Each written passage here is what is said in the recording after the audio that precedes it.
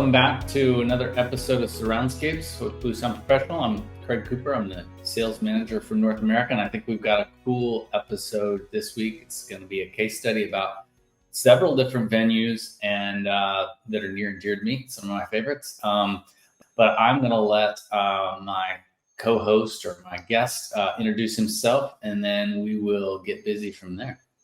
All right. So I'm Zach Brown. I'm the general manager at Expat BBQ out in St. Louis, Missouri, part of the Niche Food Group. Cool. Well, I'm going to give a little bit of background about kind of how we got here, and then we'll talk about a bunch of stuff. But we'll take our time. The Niche Food Group is pretty close to me. I live in St. Louis, and Gerard, who started that, right, 20 years ago, right? Yeah, we just celebrated our 20th anniversary. It's pretty wild. That's phenomenal. Especially in that industry. And met Gerard through actually the cycling community. He's a great proponent of fitness and activity, and met him through that. And I had, frequented the restaurants. I think, I didn't get to go to Niche as much, but when he's opened Path 3 in Niche, I took my girls to Path 3 quite a bit and did the brunches there and things like that. And I remember talking to him about, hey, when you need audio for any of your spaces, just, reach out, don't hesitate. And I don't know, probably a few years went by, and you guys ended up at that Bowwood space, which I'll give a brief description, but I'll let you go a little bit more. But Bowwood is a nursery for plants, not the other kind of nursery, garden nursery where they have really cool plants and things. And it's a very cool space, very wide open, outdoor seating as well. And so we had the opportunity to refresh that, and Zach was the general manager there. So kind of walk us through what it was kind of like there before and after we did the Bluesound integration there. Yeah. I ran Bowwood for 2.5 years. And it was a beautiful space, but definitely had its challenges as far as infrastructure necessary for like a real bustling restaurant operation. We came into a space that was basically a little cafe area with a small patio out in the garden. And we just wanted to figure out a way to really take it to the next level. And so we got a lot of ideas from each other. We've been in this 20 years, so we have a lot of experience within the group. But then also we immediately started getting a lot of feedback when we opened that restaurant from guests related to just different challenges that we all were seeing but didn't really quite know what to do about, in terms of just making the space look professional, making the space sound professional, and just opening the space up for the amount of business that we really wanted to do there. So we brought a lot into that space, and one of the big ones was the sound system, where in the beginning, like, they had some speakers inside. There was nothing out on the patio. They had some kind of like light setup essentially. And what we found and the feedback that we got, and I think I remember actually, like, we give our guest checks on postcards, and I think I remember an actual postcard written by a guest one time. It just said essentially how tinny everything sounded and how kind of shoddy the sound just was for a space that had such a sort of high reputation, because we're a pretty high-end food group in St. Louis. We're on the higher end of the price point range, and our guests have pretty high expectations from some of our flagship restaurants like Pastaria, like Brasserie. So they really expected a lot. And yeah, I remember one of the really clear signs we got from people was that, like, the music system, like, not only was it tinny inside, it kind of didn't really reach every corner. It'd either be really loud in one area, it'd be really loud in one area and really quiet in another. And then outside, if you were in the garden, there was just nothing. You're just hearing people walk across the gravel, which could be nice in certain circumstances, but we wanted to do more. We're trying to bring fine dining kind of dinners into it. We want a lot more ambiance, than the space really had when we got there. That's a phenomenal space. I love that space. It's it's gorgeous. there's not a lot of places where you can go and sit and be surrounded by, all sorts of different plants, mostly that thrive in our area, obviously. And then outdoor, you're sitting, in the garden with a bunch of plants, and it's a really unique experience. So what we did there, I'll explain kind of what we did there, and then we'll probably move on to another venue. What we did there is the bar area kind of oversits like the main nursery area, which is really, really large, tons of glass, very wide open space. And they kind of want to keep their audio on, for the nursery side, it's kind of separate. So we created two different systems, and we put in a couple of our small PoE surface mount speakers to serve the bar and to serve the small seating in that bar area. And then in the dining room area, we also did surface mount speakers. A little bit hard logistically to get speakers into that space. So we put them in a really nice spot. I think it sounds really good. The layout is really nice. And then we put a couple outdoor speakers, able to say that play the same content in all the spaces, or also able to play different content. They can control the volume in each space. I'll talk more about logistics and how you guys operate the system when we're kind of talking about all of them in general. But I think at Bowwood, it was a huge improvement. So then we moved on to, I talked to Gerard about expat a few times, and it took a long time to get expat kind of across the start line from a different perspective, not from the niche group or me, but mainly from the development. I think there was just working on the logistics of what all was going to take place to get that space up and running. But so in the meantime, the Foundry is a really cool spot in St. Louis. It was an old factory back in like the early 1900s, where they were building industrial parts, probably mostly for vehicles. When I went to SLU, and St. Louis University is literally right up the hill from the Foundry, and we used to drive by the Foundry, and it was caked in this inch of black, probably brake dusty kind of stuff, like the whole block, not just the Foundry, but the parking lot and the buildings next to it, and drive by it all the time. And then I remember them talking, in maybe 2016 or 2017, they're like, we're gonna redevelop this area, and I was like, oh, I guess they're tearing that thing down, because that's just, they can't do anything to that thing.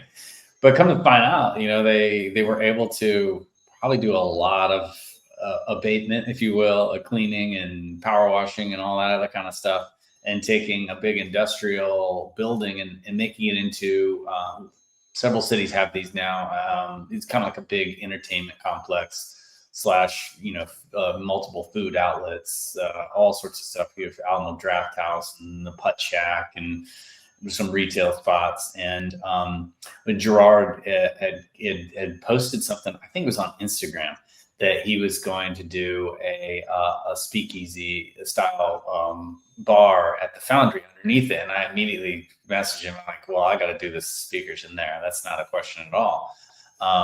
So went and looked at the space, and they had a pretty short opening time frame. So what we did down there is, just did some surface mount speakers in the primary bar area, and then added some in the VIP with a couple subwoofers, and it sounds great down there. It's very isolated sound, so it sounds fantastic. It's a super cool vibe.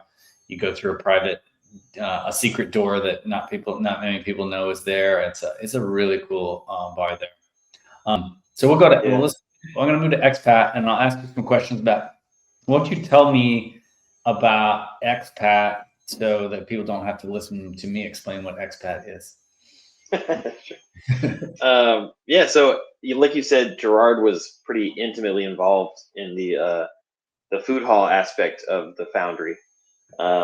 He was sort of the connector between all the different vendors and all the different businesses that went into the food hall there.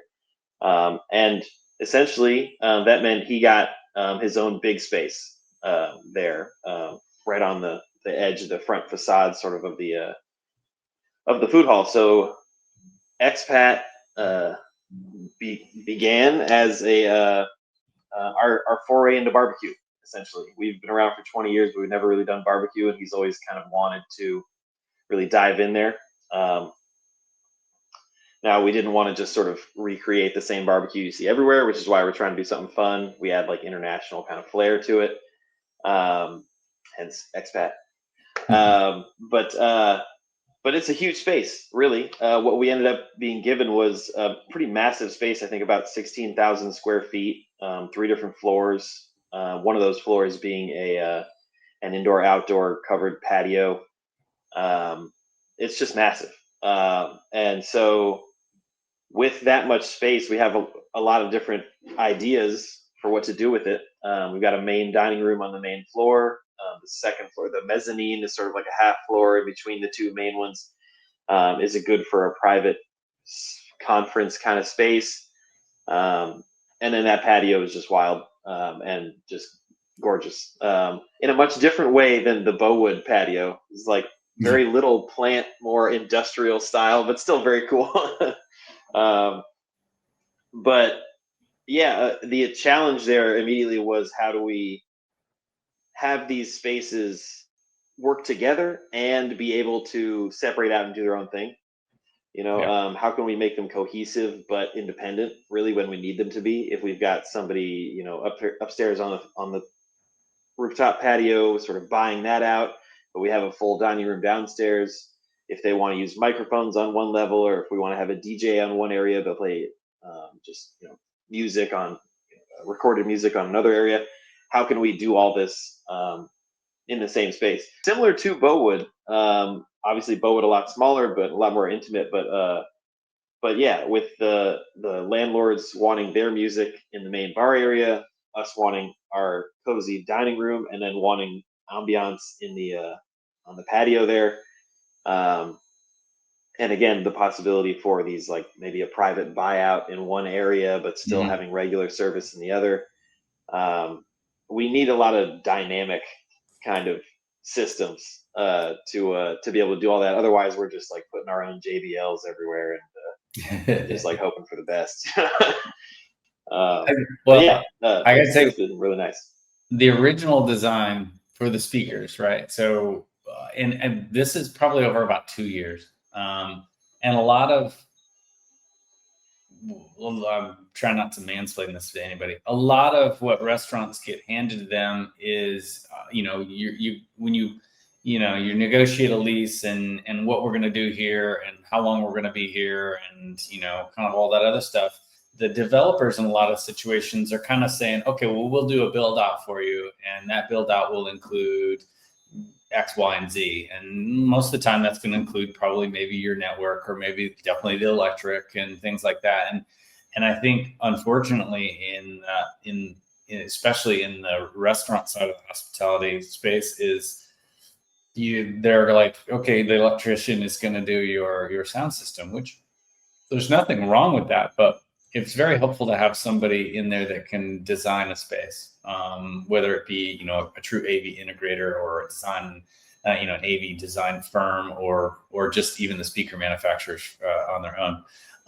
The design was not great. It would have left you without the flexibility that you're talking about, and the coverage wouldn't have been.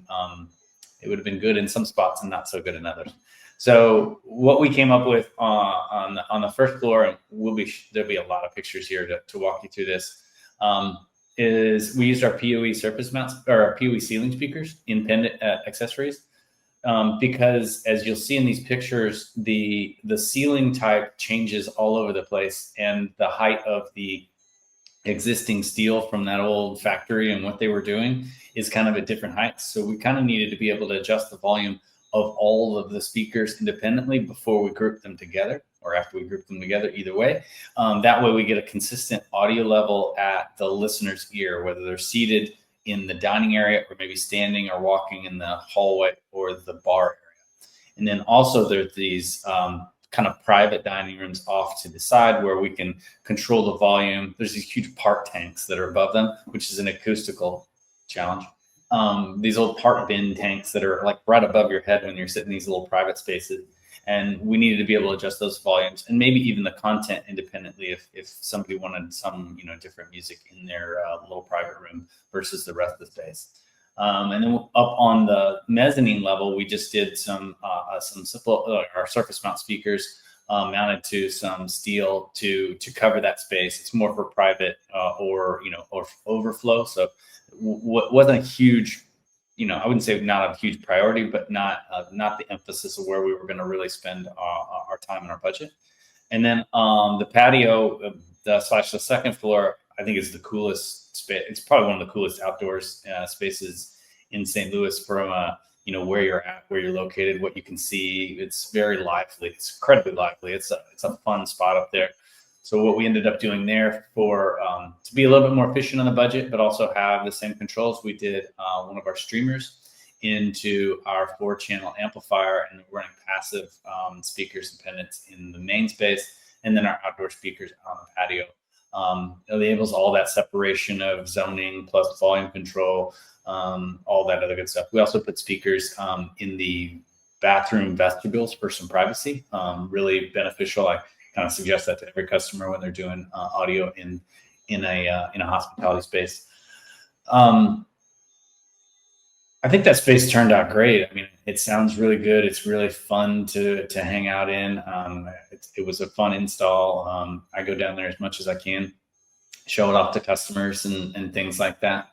I guess on to kind of questions, right? So like, I travel a ton. I go to lots of restaurants and bars, and because it's what I do, I kind of think that audio is up there in the experience level on how you create the experience with the food and everything else.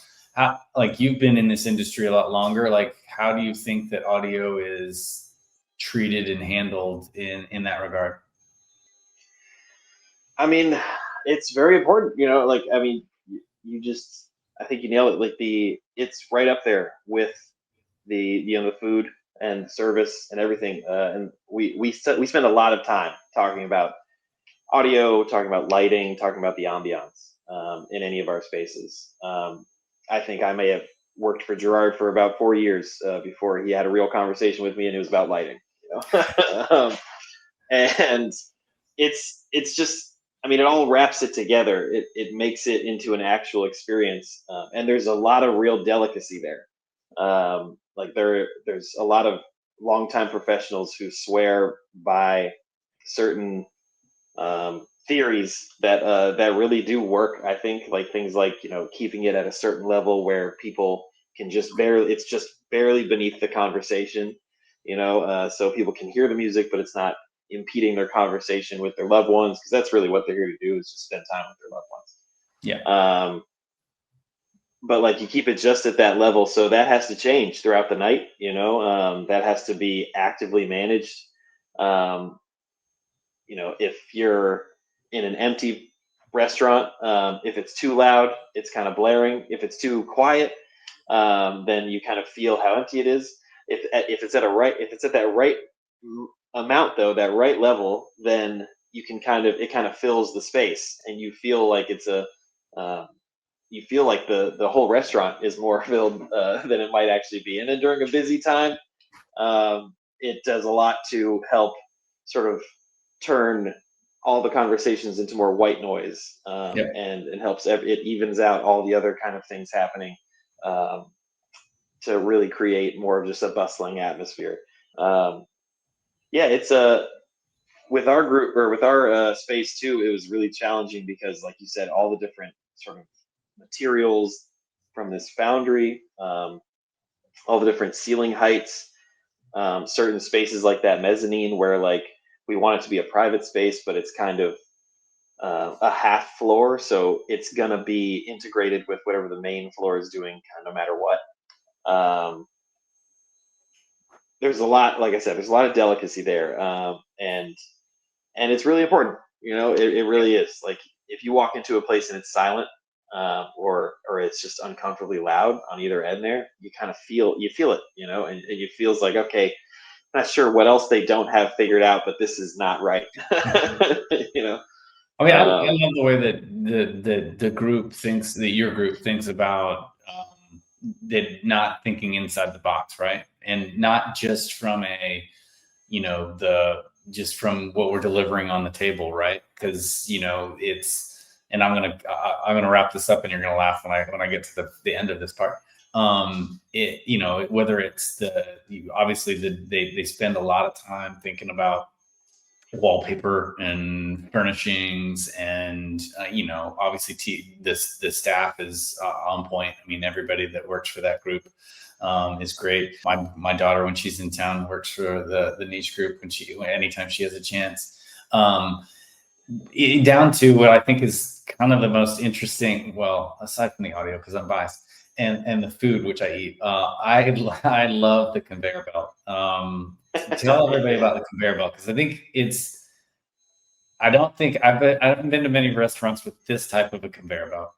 Yeah, no, I mean, they had to build this one in the space. I think it's the first of its kind, I guess you could say. But yeah, we have this third floor patio where we do a pretty intense amount of business, and our kitchen's on the first floor. So when we first opened, there was a lot of people just running food up the stairs, up the elevator, anything they could, and that just kind of jammed things up. And we immediately figured that was pretty inefficient. So yeah, we got this conveyor belt that's essentially like an industrial kind of chain. it's wild. It's essentially a chain with pendants, and it we figured out bags that work, and a tray system that works to bring food up to the third floor. And so we're constantly just attaching bags to the bottom of this thing, and it's running its way up all around the restaurant. And it's pretty wild. It's great to see the kids kind of go crazy and look at it, or somebody who's in construction just kind of stand there and watch it and just kind of stand in awe. I think it does a lot for us. I heard about it for a long time. I'm like, I would hear it from Kate or Gerard or somebody like, oh yeah, the conveyors coming along. And I was like, I mean, it makes total sense. Your kitchen is a long ways from the second floor, and no reason to have people running up and down stairs with food. And yeah, I do like that. And I mean, I think it's a good example of you guys just like to take the experience as far as you can take it. So we have this theory in audio land that essentially the better that the audio quality and content is, the longer that customers will hang out and stay. And usually when customers stay longer and hang out longer, they'll spend more money, whether that's in a restaurant or a bar or retail shop or whatever. Do you agree with that, or you think it's just some nice marketing speak? No, I would agree with that. I've seen it. I've worked a lot of closing shifts at a lot of different restaurants, and it's kind of fascinating. You get these people who are, let's say it's the end of a long night. Staff wants to go home. Most things are closed up, except you got a couple of groups of people there who are just kind of hanging out, which is great. Love it.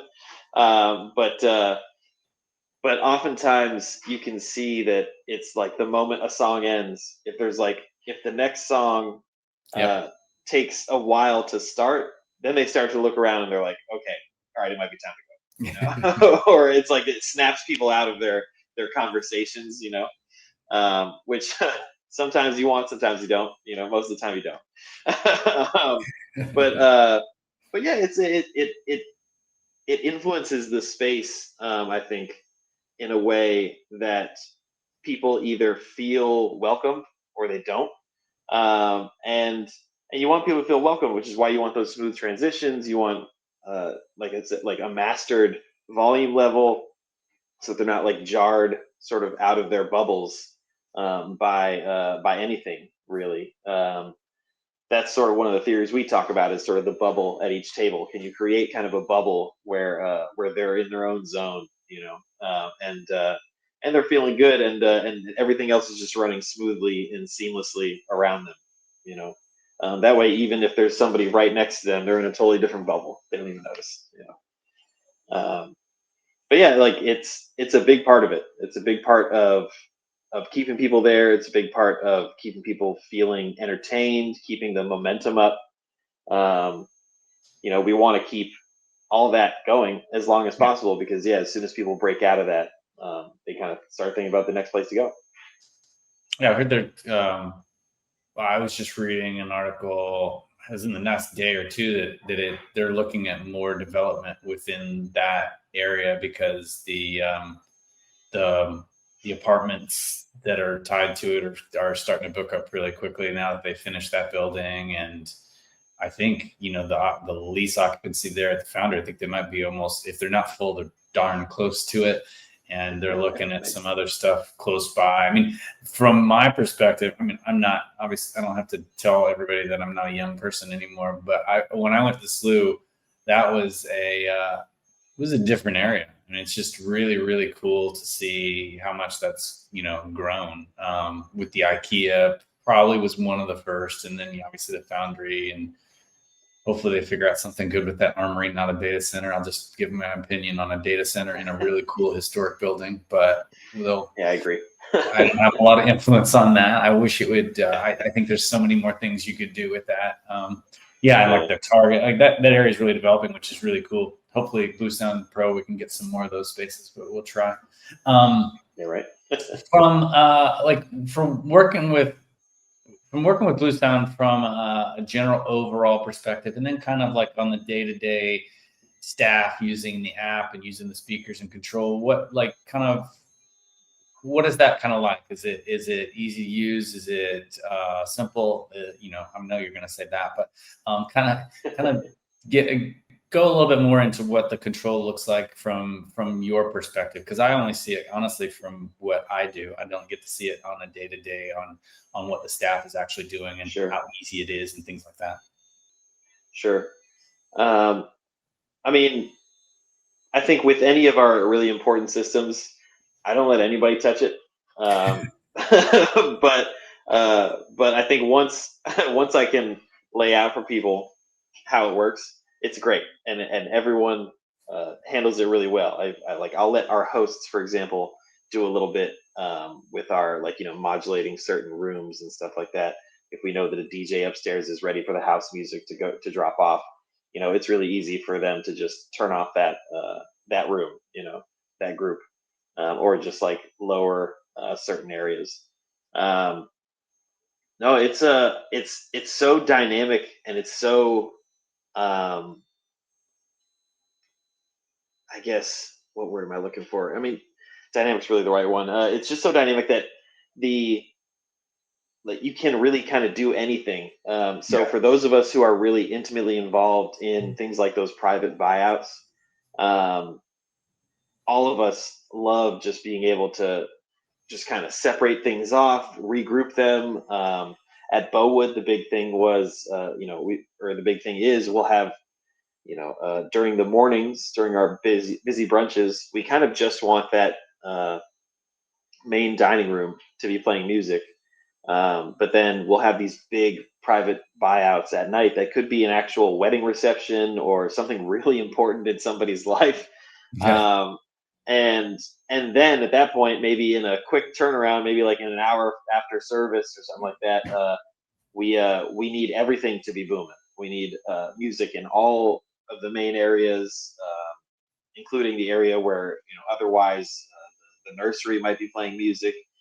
We need to integrate it all really fast, and then we want to be able to sort of disintegrate it at the end, and get it ready for the next day's service, and just have the one area again. And all that is really simple. It's really easy to just ungroup or regroup, and change what things sound like, adjust the individual speakers that we know need adjusted for certain types of activities. It's been great, honestly. The like I said, I don't let anybody touch it, because it, like you said, I think you pointed out, it really comes down to each guest kind of getting the same experience. If you're sitting anywhere in the dining room, you want the music to be the same. And so sometimes I feel like I get a server or something who's a little bit who's getting a little bit overzealous about how much louder or quieter it should be in their area, and they don't quite realize which speaker that is. So for those of us who are willing to hang out and actually look at which speaker is bringing which sound, then I let them touch it. No, I get that. It's one thing that I kind of, because I'm doing this portion of it all day, every day. I'm used to this big open sandbox where you can, do all this stuff, and then I'll get reminded, right, that the the the de facto standard for the longest time was you would get a streaming music box from a music provider, and then that would be plugged into an amplifier, and you'd have some kind of control, which was probably a knob on a wall Yeah. that you were just turning. And then if you wanted other sources into different rooms, you either had inputs or you had maybe another music player that you could, route to that. But it made it, in some cases, I'm not going to lie, it might be more simple, but you lose one, audio quality and some other things, but you also lose all that flexibility. And it's your space has a lot of flexibility. Yeah. Probably more so than others. So I can respect not giving the keys to the kingdom to everybody. Yeah. Exactly. It's it allows us to do so much that it's funny when I first, I will say when I first went into Expat, it sounded like because I'm the second GM there. I took over about 6 months after it opened. When I first went in there, the managers that were there already were sort of telling me, they're like, yeah, the system sounds great, but we're a little confused. There's some parts that we think we might need to call them about, like maybe like, it's kind of loud over here, it's kind of quiet over here, we can't quite do this. As soon as I looked at it, it was clear, like, okay, yeah, you need to group these up, you need to ungroup those. Like this is this is just, you just need to do it right. Yeah. We have That was tools fun. coming. We have tools coming for by the time this episode's out, they might be here. But we have tools coming for to kind of we have a way to essentially to store your settings right now, like your entire install. So if somebody were to just hit, the button that on the pro side, I'd rather not be there, is the ungroup all button. I would rather that button not be available on the pro side, because you know exactly why I'm saying this. But we do have a tool coming that we've been playing around with. By the time this episode airs, it'll probably be out there, which it allows you to configure all the devices in one screen. And then you can actually save settings and then restore them from a backup in case something happens. So Nice. We'll get that down there to you. We're also looking at which wouldn't be to the speaker level, but as overall volume thing. In the industry, we call it ANC, so it's ambient noise compensation. And it's something that we're looking at in the future, not anytime soon or before this podcast is done, in how we can help you manage your audio volume without you being, or somebody being like on the device controlling the volume, right? So it's essentially something that senses the ambient noise and then can adjust the audio based on some parameters. It's something that we have in our roadmap. It's down the roadmap. It's not easy to do. So I think by the time we get there, there's some technology that will really help us out, or will become more readily available to really help us out in that scenario. So that'll be a fun one. Love that. Yeah. A couple more questions, and then, and anything else that you want to talk about, of course. But so it's basically two questions, right? But it's kind of the same thing. What would you say to, restaurateurs, owners or groups, or anybody looking, if they're looking at, if they're looking at sound systems, what would you say, what would you say to them? And then at the same time, we also have lots of customers that do the installs, like basically integrators or dealers or electricians or IT companies, things like that. So kind of two questions or two answers, one for the owner operator and one for the integrator. What would you say about Bluesound Professional?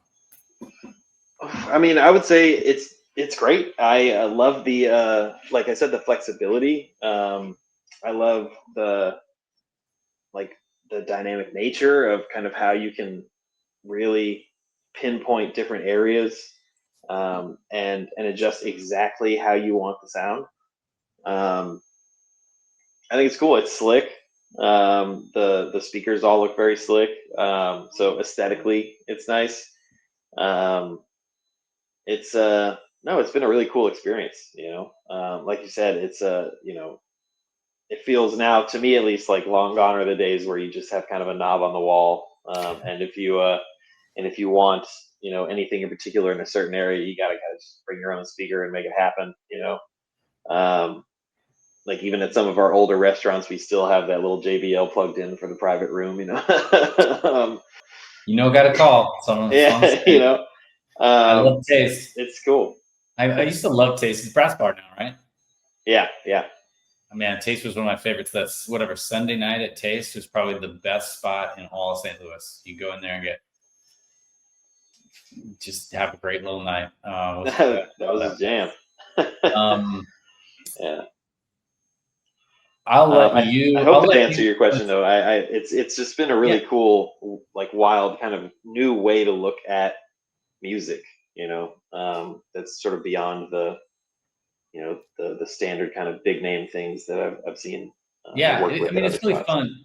I mean, we have our hiccups, and sometimes some firmwares don't do everything that we want them to do, and sometimes obviously we're very reliant on the network, and sometimes those we can have technical problems there. But I think the way that we run our tech support is funny enough, it's kind of going back to the old school way, which is actually answering phone calls and returning phone calls, and promptly. Unfortunately, it's always prompt. In many industries, it's just not that way, which is sad. But one of the things that we kind of focus on is making sure that that your install is just up as high a percentage as we can possibly be. And if there are issues or something like that, then our team, whether it's myself or our tech support, we have dedicated support on the pro side. I really haven't introduced you to them much, but only on the situations that I can't really solve. But we're working towards that. Why don't you? I think we'll wrap it up. Do you have any other questions for me? I was wondering, how long has Bluesound actually been around? Because I mean, like you said, you guys have minor hiccups sometimes, but this customer service is there, the infrastructure is there to really move past anything that we run into, which is really cool. Well, so Lindbrook is our parent company, a nice old parent company that we've been around quite a few years. I think in the 70+ year range. And we own several brands. We own some distribution in Canada of a lot of different brands. And then we also, and Bluesound on the residential side, that started roughly getting close to 15 years ago. That's the OS, right? So the OS started 15 years ago, which is what makes it really stable and easy to use. And then we also own a couple hi-fi brands, NAD Electronics and PSP speakers. The cool part about all that on the pro side is that, we're able to be a very small company that was started, just 2018, I believe. And we're able to have very few resources, but share the resources of the bigger parent company. So the same engineers that design NAD hi-fi equipment, which is top notch in the industry, they also design our electronics, and the same, PSP speakers, which is a great speaker manufacturer, they design and voice our drivers. So the difference in how we get our sound quality is we have a hi-fi company just right next door, and they're our best friends. And we say, hey, we would like to do a PoE ceiling speaker, and they kind of laugh, and they're like, really? I'm not really sure about that, but here's what it would look like. And then we just kind of justify, what it would look like in the commercial space, and same as the other products. And we also, my boss, Graham, he came from a big commercial company called Buyamp, and he ran that for 35-ish years. And so, between experience and, and our experience in the commercial space, plus, all the good, solid, friends that we have inside the building, it's very helpful to us. Our little company without all those resources would be really tough, to be really honest, because there's a lot of technology that goes behind, making some PoE speakers all talk to each other and play content and all that other kind of stuff. Tell us. Makes sense then. Yeah. I mean, I'm a huge fan of all the niche restaurants. Tell us, why or how to come, and do we need reservations? I think Noda, you probably still need a reservation on some nights, but you know I want more people to come, because then they can enjoy Bluesound Professional. But I'm not going to kid around. The food and the meal and the experience are going to be better than my speakers. No, yeah, we all take reservations at all the different restaurants. I would say expat, we're such a large space that you can, and we're so new that you can still get away with walking in most times of the week. Yeah, Noda might be the toughest without the reservation, or Brasserie. But yeah, we like to say that we always we provide reservations, especially for the indoor spaces at least. But we always make as much room for walk-ins as possible. We're over there at the Foundry, and there's a lot of cool stuff going on there. We always like to tell people also that, like, because the Foundry is the type of place where you can come with a big group and everybody kind of gets what they want. We're happy to bring that into expat. If somebody wants some pizza from outside of our walls, the kid wants pizza, but you want barbecue, that's totally fine. We're not trying to put up walls where they don't need to be. Yeah. No, that's the great part about the Foundry. I mean, in the summer, I mean, it's great in the summertime, obviously, because of the outdoor seating and things like that. But I think the Foundry really, really kicks off when the weather might not be as great, because you have a big space. And you're right, like, you take a group of people, you're not worried about, like, are they going to like the food, because whatever, there's 15 more options to choose from if you really want. Yeah. Now, I mean, I of course hope people will try us and enjoy us. I think it's worth it. Like I said, I think we're doing something really fun there. Yeah, 100%. And I like how you bought, like, you guys bring some of the fun stuff from some of the other venues as well. Like, I love the Brazilian bread balls. Those are fantastic. Those are some. Yeah, those cheesy little popovers there. Those are delicious from my old place. We've learned how to come close to making those at home. They're not quite the same, but they're close. It's pretty good stuff. Yeah, I mean, you described Bluesound, I think, in a similar way that I feel about expat. Like, I've now ran a couple of our newer spots as they were sort of just about a year out, or half a year out from opening, or after opening, I should say. And each of our restaurants is its own style, its own concept. But thankfully, we can pull from the resources of a much wider, much more deeply ingrained group of professionals who have a lot of experience, and we can pull from the systems in place at other different restaurants to really get going faster and faster. It feels like with each one, and that's what's been really fun too. Like, we're trying to do fun stuff over at expat, and I think it's come together really nicely in a lot of different ways. Like, we were like, okay, we need a burger. Okay, everyone loves the burger from Brasserie. We should put on the brass burger. Boom, done. And then we're like, okay, we did our own burger. So let's just throw some brisket on there with some barbecue sauce and call it the expat burger. So it's still the burger you love, but with barbecue brisket.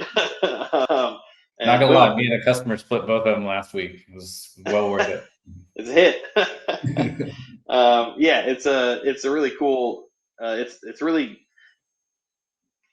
big privilege, I think, in my opinion, to be part of, like, sort of the vanguard of such a well-established group.